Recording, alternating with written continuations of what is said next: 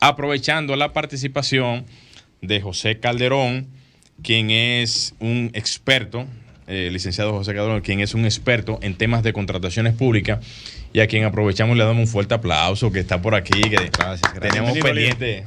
¿Cómo es? Bienvenido, líder. Bienvenido, Gracias, José. Gracias. Muchas gracias por la invitación.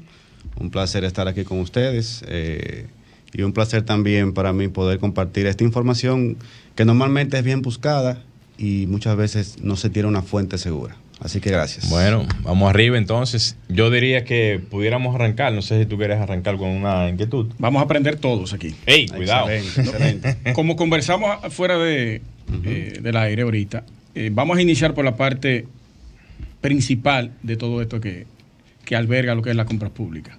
¿De qué trata todo ese engranaje de compras públicas? Sí, perfecto. Pues les comento un poco. El tema de las compras públicas es un tema que normalmente involucra un presupuesto bastante interesante. Y en el grupo de construcción aún más. Entonces, hay todo un mercado público que prácticamente está virgen. Hay una cantidad de proveedores de construcción que tienen años de servicio, que conocen bien su producto, cómo comercializarlo, pero no conocen cómo pueden venderle al comprador número uno de cualquier país, que es el Estado. Normalmente pasa que cuando se va a vender al gobierno, se interpreta, se entiende que es igual que el sector privado. Sin embargo, es totalmente diferente. Y entonces la posibilidad de ser adjudicado va a ir mermando, va a ir decayendo. Hay un grupo de proveedores de diferentes rubros que se han preocupado por conocer cómo funciona el mercado público, lo que tiene que hacer la institución pública, lo que tiene que hacer esa persona, esa empresa como proveedor, y esto va elevando la posibilidad de obtener contratos en el sector público.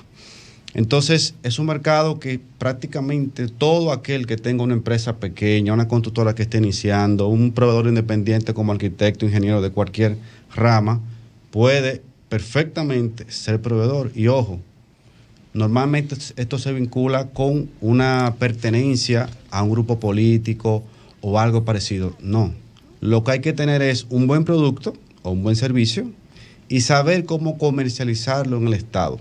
Y para saber esto hay que conocer exactamente cómo funciona cada tipo de proceso de compra o modalidad de compra.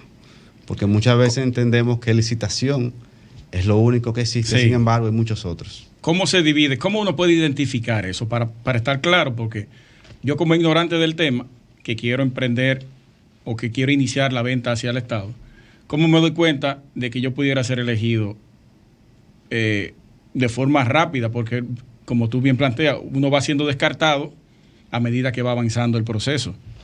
Bueno, lo primero es que hay que tener algo que se llama el RPE, que es el Registro de Proveedor del Estado. Esto puede ser como consorcio, como persona física, como persona jurídica. Una vez ya tengo esta documentación fundamental, básica, entonces voy a empezar a participar con mi oferta en los diferentes procedimientos de compras públicas a nivel nacional.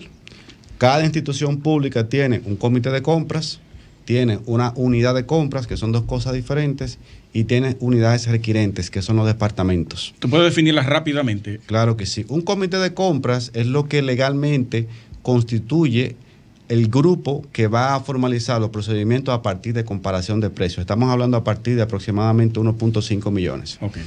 Entonces, una unidad requirente quiere decir un departamento.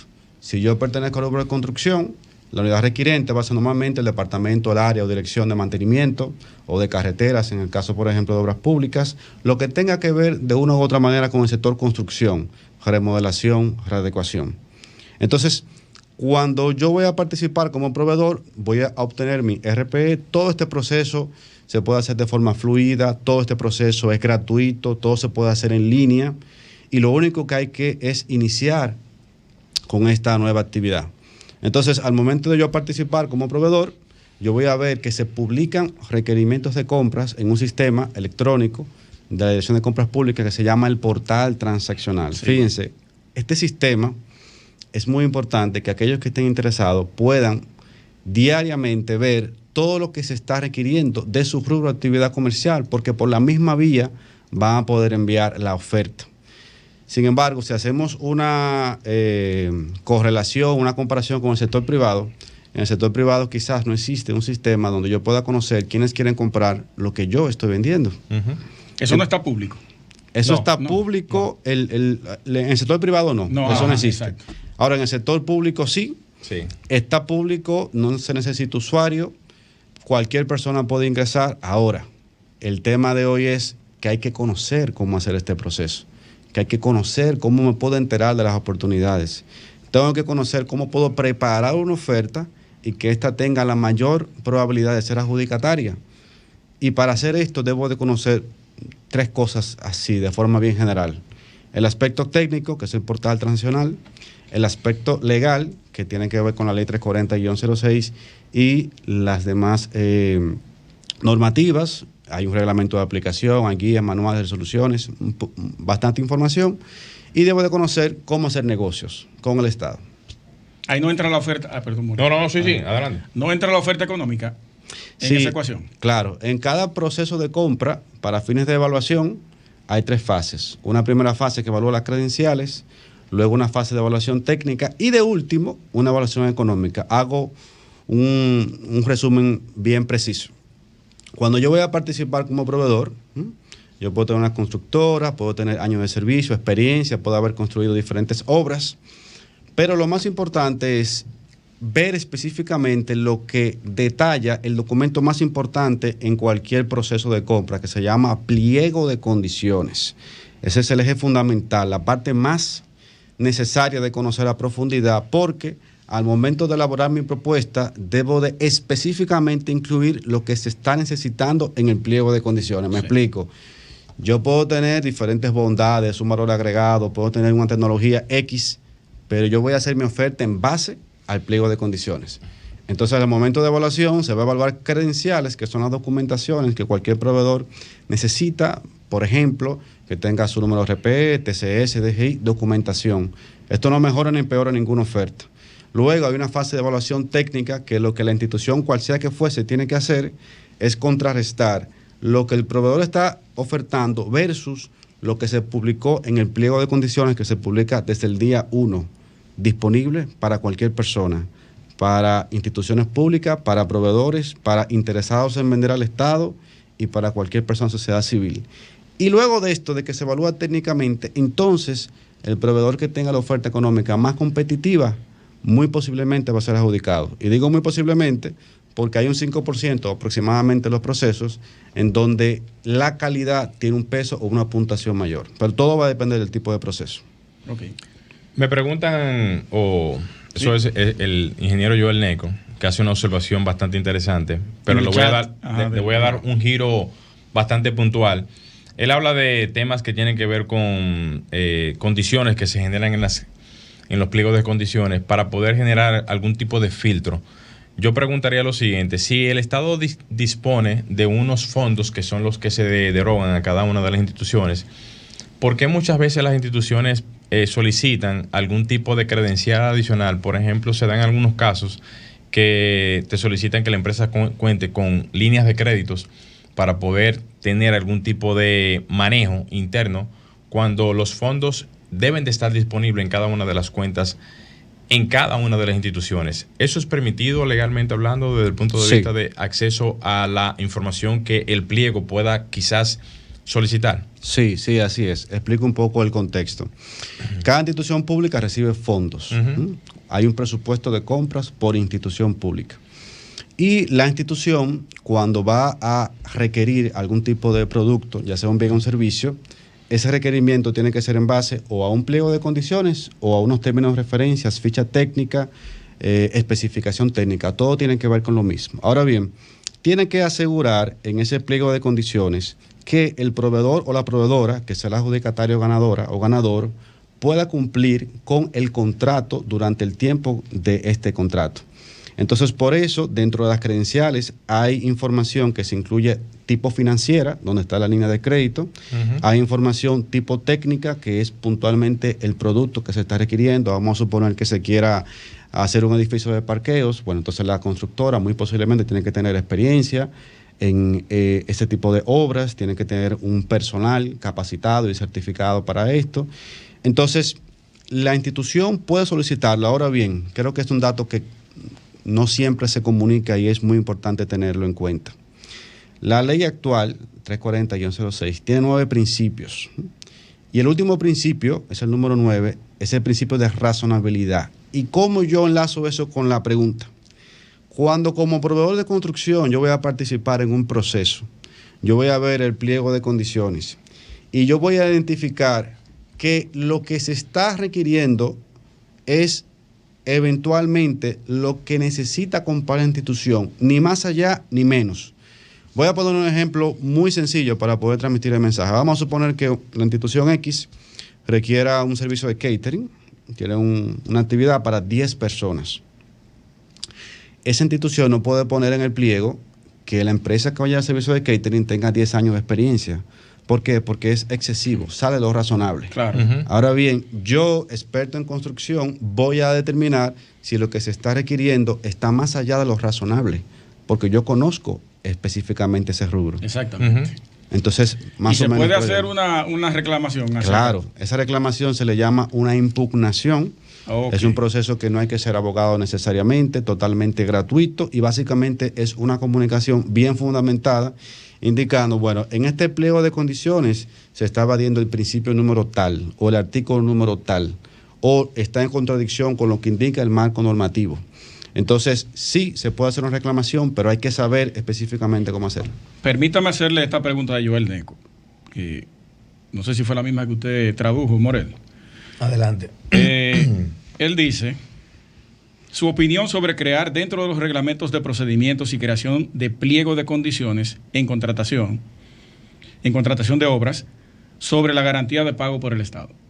¿Se puede incluir eso en los pliegos de condiciones? Excelente pregunta. En los pliegos de condiciones. Pero el pliego lo genera realmente la institución. Sí. No quien recibe el pliego. No, que si se puede incluir dentro del pliego la garantía de pago de si eso. la institución puede incluir como requisito dentro del pliego la garantía de pago por parte del Estado. Del Estado. Entonces, porque muchas veces entramos en esos procesos, comenzamos a ejecutar la obra y quedamos enganchados porque así tenemos una serie de profesionales. Claro. Que no hay garantía de pago. Pero el pliego lo hace la institución. Sí, pero hay que incluirle a esos pliegos, la garantía de pago. Es que la institución incluya dentro de su pliego que ellos van a tener una garantía de pago de cara al proveedor. Exacto. Entonces, ahí un poco la respuesta. ¿Se puede exigir eso? Para contextualizar la respuesta. En un proceso de compra pública, cuando yo voy a participar como proveedor, yo tengo que siempre ver que ese proceso de compra tenga un documento que se llama la certificación de apropiación presupuestaria. O también se puede llamar la certificación de existencia de fondos, que también es comúnmente conocido ese término. Siempre se pone dentro de lo que son los requisitos. Eso es un requisito obligatorio, pero ¿qué significa ese documento? No es solamente un papel. Eso lo que significa es que el Ministerio de Hacienda, donde están los recursos del Estado, vamos a suponer que está comprando el Ministerio de Obras Públicas, ¿verdad? La certificación va a ser por parte del Ministerio de Hacienda. Va a tener específicamente cuál es el objetal, va a tener que corresponde el presupuesto a ese trimestre y va a tener descripción y código de referencia del proceso. ¿Qué quiere decir esto? Y cuenta presupuestaria. Correcto. Esa es la certeza que como proveedor yo tengo, que esa institución primero, para poder lanzar ese proceso, publicarlo, tiene que frisar los fondos para comprar. Exacto, cuenta con los fondos para ese proceso. Sí. Yo puedo tener 10 millones en la cuenta disponible. Ahora, cuando yo lo friso a través de la certificación de aprobación presupuestaria, estoy diciendo, en términos legales, que ya ese monto está destinado no para cualquier cosa, para ese proceso. Entonces, como proveedor de construcción, si yo voy a participar en un proceso y no veo que tenga la certificación de aprobación presupuestaria, eso es una alerta. Ya a partir de ahí tengo que tener cuidado de participar en ese proceso. Si yo veo que no se publicó en el portal transaccional, en donde se publican prácticamente cada proceso de contratación pública a nivel nacional, son muy pocos los que no se publican porque son instituciones que no están implementadas. Si yo veo que no se publicó, ya es otra alerta. Si yo veo que el proceso no se hace de una manera formal, acorde a las diferentes 9 etapas, ya es otra alerta. Pero primero tengo que conocer todo esto. Para darte cuenta. para darme cuenta, Sí. porque si no, veo un proceso, no lo distingo del otro, quizás para mí lo mismo en una comparación de precios, con una licitación pública, con un sorteo de obra, que un proceso de urgencia, proveedor único exclusivo, todo es lo mismo, sin embargo todo es diferente. Y ojo, no es complicado, no hay que ser experto en nada, Todo no hay es que lo ser mismo, sin abogado. embargo, todo es diferente. Sí, Buena. porque si yo voy a participar y cuando con mi oferta hago un acercamiento con la institución para participar en una licitación, pero no tengo idea de qué es una licitación, entonces esto va a impactar negativamente en el transcurrir de mi oferta. Dice el ingeniero Daniel Pérez preguntando que requerir línea de crédito viola el principio número 8 de la ley de compras, pues esas líneas no están en actividad. Un saludo especial para el ingeniero Daniel Pérez. El ingeniero siempre tiene Duro. como su cosita ahí esperando. Excelente. ¿Es correcto la puntualización que hace el ingeniero con esos fines? Que viola ese principio. Ese ¿De verdad? principio, el número 8, es el principio de participación. Y lo que indica el principio es que cada institución pública debe de procurar la mayor participación posible, principalmente de MIPYMES, de las micro, pequeñas, medianas empresas. Entonces, tiene mucha razón. ¿Por qué? Porque a las MIPYMES lo que hay que darle es oportunidad. No se le puede ni cohibir el derecho de participar, ni tampoco limitar a través de exigencias quizás más allá de lo que se requiera. Entonces, cuando se lanza un proceso de compra en una institución pública, se lanza o para MIPYMES de forma exclusiva, y ahí aplica lo que explica el ingeniero, o para cualquier tipo de proveedor en general. Entonces, para las MIPYMES, asociando con el principio número 8 de participación, claro, se tiene que dar la oportunidad, la apertura, para que cualquier MIPYME pueda participar en un proceso. Y Claro. se debe de reducir a su mínima expresión lo que bloquea esa participación. Que ojo. Viola. Dale. No, adelante. ¿Viola qué? Hay una inquietud aquí tenemos unos ingenieros aquí. Excelente. Que Son son muy feroces. asiduos, El Excelente. ingeniero Joel excelente. Neco y Daniel. tienen el chat lleno. Él pregunta, o más bien hace el comentario, el contratista está obligado a pagar un seguro de garantía de fiel cumplimiento, Ujú. pero las instituciones no garantizan el pago con un seguro. Claro, lo que pasa es que hay dos cosas que hay que tener en cuenta. Hay un cronograma de entregas y hay un cronograma de pagos en la institución. Entonces, la garantía de fiel cumplimiento es bueno también para que, si no lo conocen esa parte, puedan tener información. Solamente se lo pueden requerir los proveedores o como una póliza de seguros o como una garantía bancaria. Si es una MIPYME, es el 1% del contrato. Si yo no soy una MIPYME, entonces el 4%, exactamente. Entonces, cuando yo voy a participar como proveedor, yo voy a verificar mi pliego de condiciones, yo voy a verificar mi cronograma de entregas y mi cronograma de pagos. Ahora bien, si yo participo y no me percaté que el pliego tiene esa información y aún así participo, ¿qué yo estoy diciendo legalmente como proveedor? Que yo estoy totalmente de acuerdo con lo que se incluyó ahí. Sí. Porque como proveedor tengo un plazo legal para poder hacer preguntas o observaciones. Ahora debo de agotar ese plazo. Ese plazo legal corresponde al 50% del plazo de participación. Entonces, si un proceso tiene 30 días, yo tengo 15 días para hacer preguntas, pero tengo que hacerlas. Porque si no lo hago, ya dejé pasar mi plazo legal. ¿Por qué, antes de irnos, Alejandro, espérate, por qué se le exige un monto? A ver cómo hago la pregunta. La institución le solicita a usted un servicio Uh-huh. y le pone un monto específico. ¿Por qué hay que estar por debajo de eso?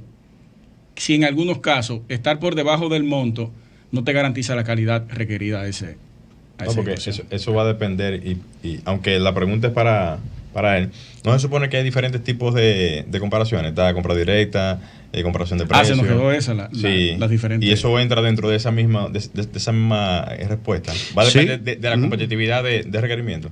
Sí, es decir, hay diferentes tipos de procedimientos de compras públicas. Están las compras por debajo del umbral de 0 pesos hasta 205 mil pesos. Luego están las compras menores para bienes y servicios hasta 1.5 millones. Esos son los rangos. Esos son las modalidades de compra, exacto.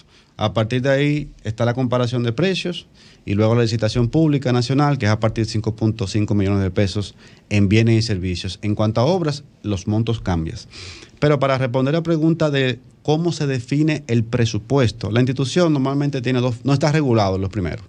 No lo dice ni la ley ni el reglamento de cómo exactamente se tienen que definir los presupuestos. Pero normalmente, ¿qué se hace? Lo primero es, hay un precio histórico. Lo segundo es, hay un levantamiento de mercado público y privado. Es decir, eso que yo quiero comprar, ¿se ha comprado en el sector público? Sí. ¿Cuál fue el último precio menor a 6 meses?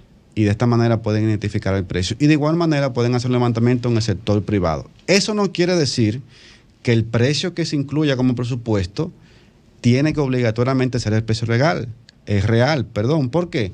Si yo soy proveedor de construcción, se está requiriendo un tipo de servicio. Yo, que tengo ya 15 años en el mercado, sí sé exactamente cuál es el presupuesto estimado. Sí. Ahora, aparte de saberlo, tengo que sustentarlo. Tengo que decir, mira, técnicamente se presupuestó, por poner un número, 1 millón de pesos, pero realmente lo que se requiere son 2.5 y lo sustento. Entonces, inmediatamente se publica el proceso, puedo hacer ese tipo de comentario o de observación dentro del pliego de condiciones. Entonces, no necesariamente siempre lo que diga la institución es algo psicorrígido cerrado, no tiene opción de mejora y eso también lo contempla la ley. Pero quienes pasan eso pierden. No, ese es una forma de pensar normal. No. Lo que sucede es, si entran hoy a la página de la DGCP, van a ver todos los fallos de todos los proveedores que han hecho impugnaciones y que han tenido una respuesta positiva. Claro. Es todo lo contrario. Cuando yo como proveedor impugno a una institución pública, esa institución sabe que yo conozco cómo hacer ese proceso, porque también puedo solicitar una medida cautelar para paralizar el proceso.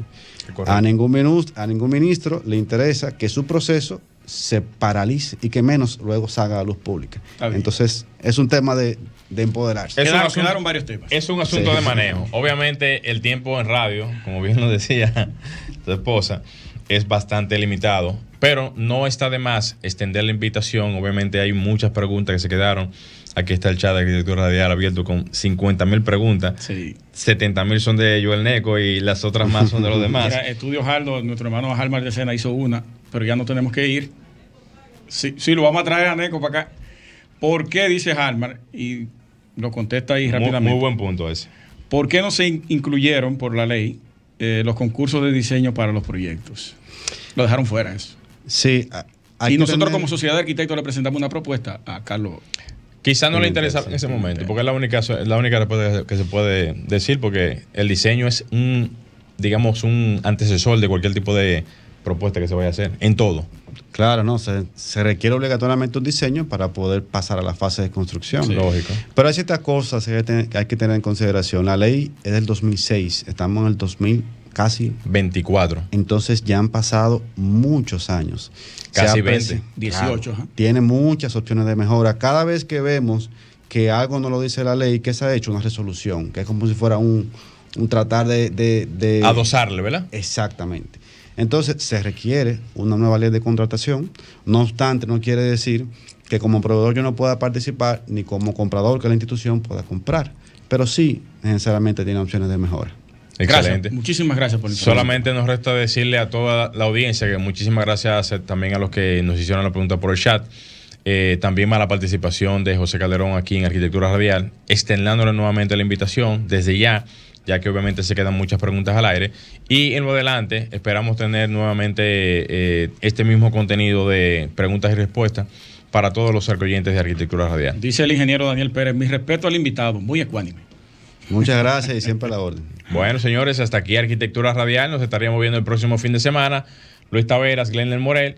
Y aprovechar a Alejandro. Felicitaciones, Alejandro, por tu premiación aquí en RCC Media. Muy bien, Alejandro.